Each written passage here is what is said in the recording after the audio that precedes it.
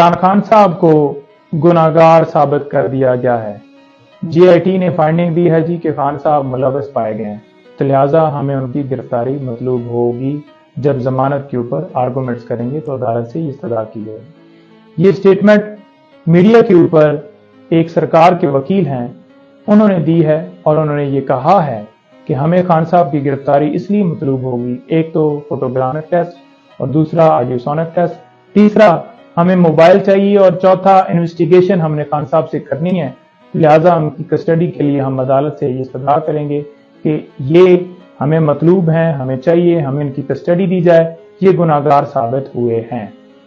अब पहला जवाब मैं दे दूं कि जब खान साहब इस्लामाबाद हाई कोर्ट के अंदर गिरफ्तार हुए तो गिरफ्तारी वाले दिन खान साहब से मोबाइल ले लिया गया और अभी तक नैब के पास ही वो मोबाइल है।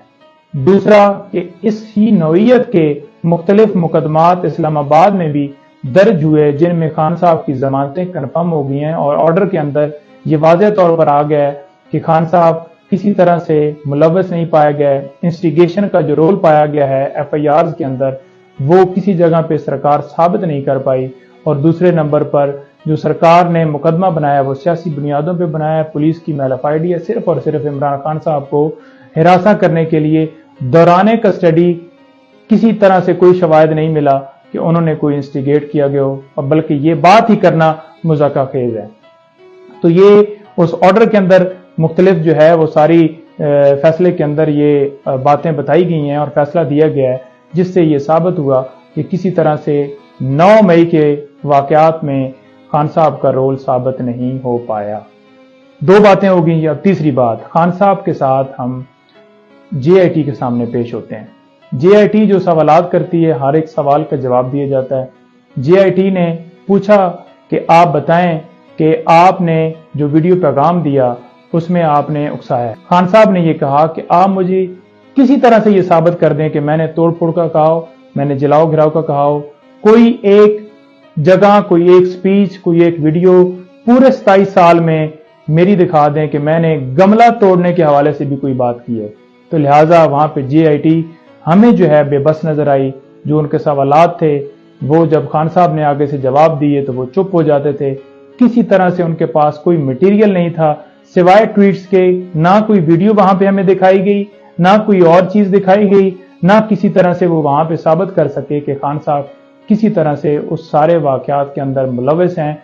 इमरान खान साहब ने बल्कि बताया जीआईटी को कि जिस तरह से मुझे अगवा किया गया इस्लामाबाद हाई कोर्ट से और सुप्रीम कोर्ट ने मेरी गिरफ्तारी को गैर कानूनी, गैर आईनी डिक्लेयर किया, तो जिस तरह से गिरफ्तारी हुई, पकड़ के ले गए, तो लोगों ने पुरअमन एहतजाज करना था। पुरअमन एहतजाज के लिए निकले ताकि पता चल सके कि जिन लोगों ने जलाओ घिराव किया वो कौन लोग थे। जिसने वो जलाओ घिराव किया, तोड़ फोड़ की, उसे बिल्कुल सजा मिलनी चाहिए। लेकिन पाकिस्तान तहरीक इंसाफ के वो वर्कर नहीं थे, बल्कि और लोग थे जो पाकिस्तान तहरीक इंसाफ के वर्कर्स में घुसे हुए थे। तो लिहाजा उसके ऊपर जीआईटी बिल्कुल खामोश हो गई। उनके पास सवाल करने के लिए था ही कुछ नहीं। हम साथ थे, हम गवाह हैं उस चीज के। कोई सवाल करने के लिए था ही कुछ नहीं, बल्कि बड़े बेबस नजर आए। कोई केस किसी तरह से वो साबित करने के लिए कोई ऐसी एविडेंस पेश नहीं कर पाए। हमेशा ये होता है कि कोई अगर एक बंदा जुर्म करता है तो उसके ऊपर एक एफआईआर हो सकती है।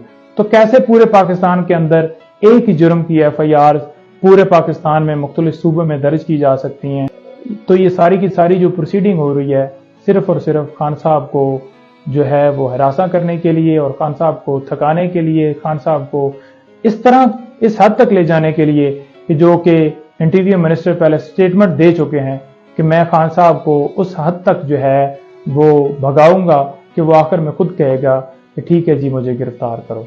कोई केसेस नहीं है, सब में 109 का रोल है और तमाम में जमानतें कन्फर्म हो रही हैं। इसी बुनियाद के ऊपर कन्फर्म हो रही हैं कि कोई सबूत सरकार दे नहीं पा रही, लिहाजा सबूत ना होने की वजह से तमाम जमानतें कन्फर्म हो रही हैं। तो ये सूरत हाल है केसेस की। बाकी जो केसेस बनाया गया नैब और तोशाखाना वो भी इसी तरह से हैं, उनके अंदर भी कोई चीज नहीं है।